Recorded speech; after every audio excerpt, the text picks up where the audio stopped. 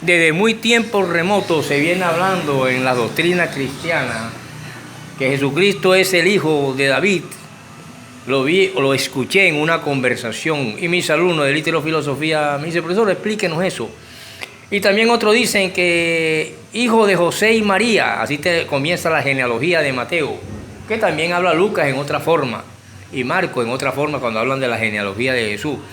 Pero aquí realmente nos han engañado durante mucho tiempo porque el padre de Jesucristo es un romano y yo se los voy a demostrar. Profesor Ferreira, pero ¿cómo se va a meter usted en estos temas? Claro, querido estudiante, si eso se trata de la literofilosofía es fácil porque es sencilla y humilde. Si nosotros tenemos en cuenta que el que dice y interpreta la Biblia con que Jesús es hijo de David, está en un error cronológico histórico, sencillamente porque David existió 1004 años antes de Jesucristo, igual que diseñó el templo de Jerusalén, el templo de Salomón, que en última instancia ya viene siendo el tercer templo cuando se convierte en Jerusalén, templo de Jerusalén, que lo hizo Herodes, el mismo que hizo Zorobabel en el segundo templo. Herodes lo hizo de 3 pisos y lo hizo mucho más grande, pero eso fue Herodes ese fue el que conoció a Jesús. Habían carretillas para allá, cementos para acá. Y en ese templo de Jerusalén tenía puertas como la de los caballos, la de los peces, y la puerta del norte y la puerta oriental. Tenía 24 puertas. Pero a mí lo que me llama ahora la atención es que David nunca pudo ser padre de Jesucristo. ¿Por qué? Por una sencilla razón. Genealógica no lo puede ser, o sea, naturalmente. Como concibe una mujer y un hombre, como él concibió a Salomón. No lo puede ser. Ese es un error de alguien que diga eso, y yo lo escuché en una conversación. Porque David fue 1000 y pico de años antes de Jesucristo. Jesucristo aparece en el año 5, en la época de Tiberio, y muere en el 28, o sea, a los 33 años. Pero ¿por qué digo yo esto? Sencillamente porque tampoco José podía, que es el que más indicado podía ser, tampoco es el padre de Jesús. Al menos la iglesia que se funda sobre Constantino, o la iglesia cristiana, que parte de ese hecho histórico, nos está diciendo y nos dice en la genealogía que él no es hijo de José, sino de un espíritu. Y al ser hijo de un espíritu no puede ser hijo tampoco de José. Y si no es de José tampoco es de David, porque David no existía ni María cuando el rey David. Por lo tanto, el rey David lo descartamos y podemos hablar de una cuestión de heredero del trono de David, porque provienen de la tribu de Judá todo. Pero el verdadero padre de Jesucristo es un romano y se lo voy a demostrar. Al menos si estudiamos a los grandes historiadores como el judío Flavio Josefo, que estuvo en la época, y a Sergio Flavio, un pretoriano romano, y un centurión Comencio, que estuvieron y trataron de salvar la quema del templo de Jerusalén en el año 70, cuando Tito lo destruyó.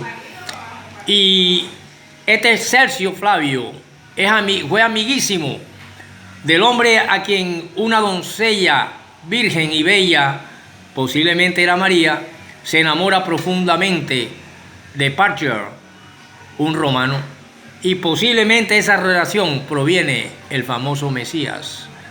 De todas maneras, la ciudad maldita de Jerusalén, una ciudad maldita y ya maldecida por los grandes profetas y por el mismo Jesucristo, cuando él pasa por la fortaleza Antonia y dice: de estos muros y de este templo no quedará piedra sobre piedra.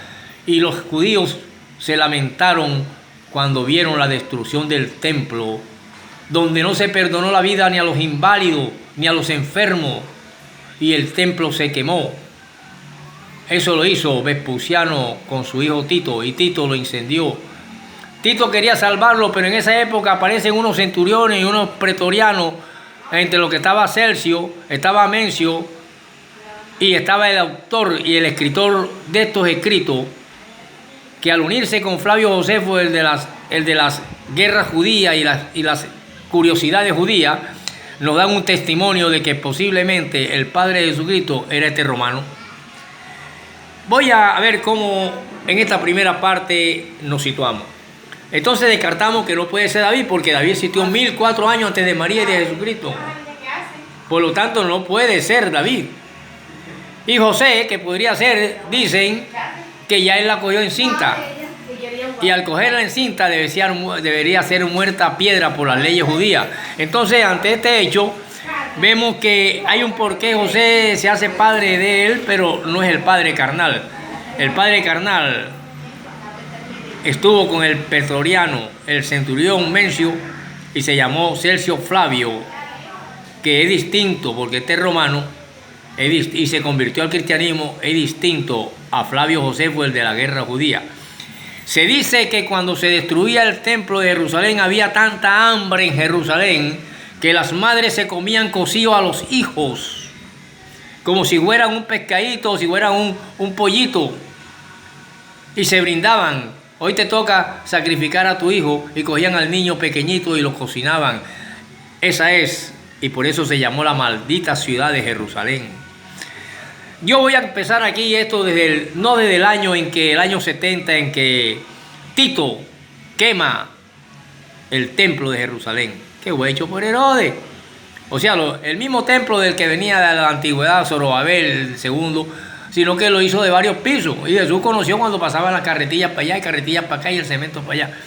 Ese tenía la puerta oriental, la puerta del norte, la puerta del pescado, la puerta de los caballos, en total 24 puertas. Yo quiero decir y quiero comenzar, queridos estudiantes, ay, profesor, usted es muy teso, por eso no sé, sencillamente el mismo Mesías nos enseñó al pan, pan y al vino, vino, y dijo que de ese templo no quedaría ni piedra sobre piedra, y así fue. Y los judíos recordaban esas palabras y decían: perdónalos, Dios Todopoderoso, porque no escuchamos a tu hijo. Y ahora veían cómo las madres se comían del hambre a los hijos recién nacidos. Resulta que el día, ojo el nombre, el romano pater, como decir panther, es el verdadero padre de Jesucristo, el padre carnal. María enamoradísima, doncella, hermosa, y el joven pretoriano se enamoraron. Después fue que vino José, que ahí más o menos comienza que la coge en cinta a la doncella y se va a casar, que la visita, que tal. Bueno, vamos a ver nosotros esto. Resulta que mientras las madres se comían a los hijos en la maldita ciudad de Jerusalén, al mismo tiempo se encontró en la cueva donde estuvo Lázaro muerto a un hombre llamado Silas, que tenía muchos utensilios sagrados del templo de Jerusalén. Lo encontraron los romanos. Y este libro escrito precisamente por Celso Flavio, amigo, compañero del centurión del cual María se enamoró y posiblemente es el padre de Jesucristo, narra la historia escrita por este hombre, que muchos utensilios sagrados del templo lo llevaba en oro y láminas el loco de Caifás, quien se arrojó desde la azotea y murió con la candela del templo. La ciudad padecía hambre, miseria y dolor, cuentan Flavio Josefo también en las guerras y las curiosidades judías, y cuenta Sergio Flavio, el amigo del padre de Jesucristo. No sé si usted me va a mandar a matar o no, pero me interesa si es pastor o es cura o no es cura. Yo estoy en mi clase de literofilosofía y eso es lo que me dice la letra. Me dice la letra que el día del triunfo y más o menos un lustro después, cuando año 71, o sea, un año después, a 5 años, un lustro, se recordaba todo aquello en Roma y todavía se festejaba.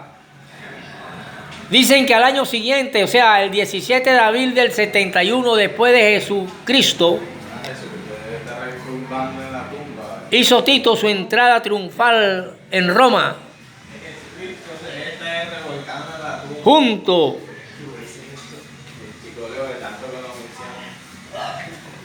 con su padre Vespasiano, primer general enviado contra los judíos. Era una hermosa mañana, dice la historia. Era una hermosa mañana primaveral no había ni una nube empañada.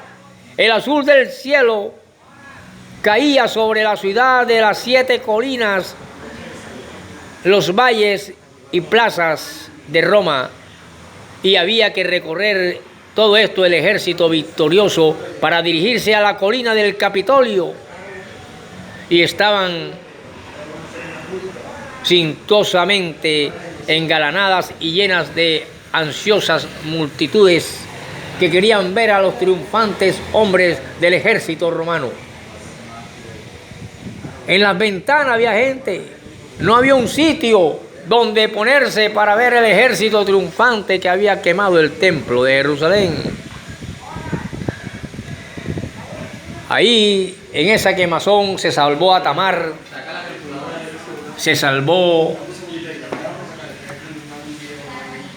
a la hija que podía ser la que seguía la tetrarquía herodiana, pero que la tetrarquía herodiana se acabó su reinado porque tuvo una hembra, una mujer que se llamó Berenice, y Berenice, la princesa Berenice, no podría llegar a ser reina de Judea, no podía llegar a ser gobernadora ni nada, porque era prohibido en esa cultura que una mujer lo llegara a ser, y esa era la hija de Herodes. La hija de Herodes se llamaba Berenice, y hasta ahí, por eso fue que llegó hasta ahí la tetrarquía, si no la tetrarquía herodiana hubiese seguido. Entonces continuemos con lo siguiente. Si ya tenemos claro que David no puede ser padre carnal de Jesucristo, tampoco lo puede ser José, que es el que más indicado estaba, porque un hombre de 50 años todavía preña a una mujer, pero María no podía decir sino encubrir un misterio sagrado para salvar su vida y para salvar su hijo con la cruz, los pecados de todos esos judíos, incluyendo a su madre y incluyendo a todos ellos. Por lo tanto, en la quinta de la familia de Lucio Flavio, dos mujeres velaban especialmente y pacientemente desde la primera hora del día,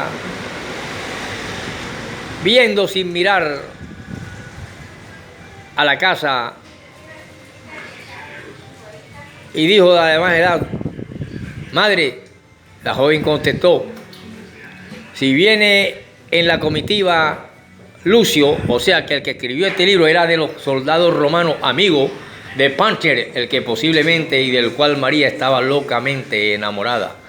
Y posiblemente de por aquí proviene la parte de que sí puede existir un padre carnal de Jesucristo. Si decían que era David, y David no lo es, y José, el más indicado porque se iba a casar con ella, tampoco lo es, entonces se atribuyó al Espíritu Santo, y ahí nace la doctrina cristiana. Y no es blasfemia, sino es una teoría más del misterio del Cristo, y esta es la primera parte que les entrego para poder seguir y continuar acerca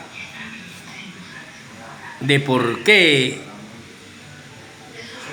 se ha sentado la religión sobre doctrinas y teorías desde el principio de la teoría creacionista hasta el presente.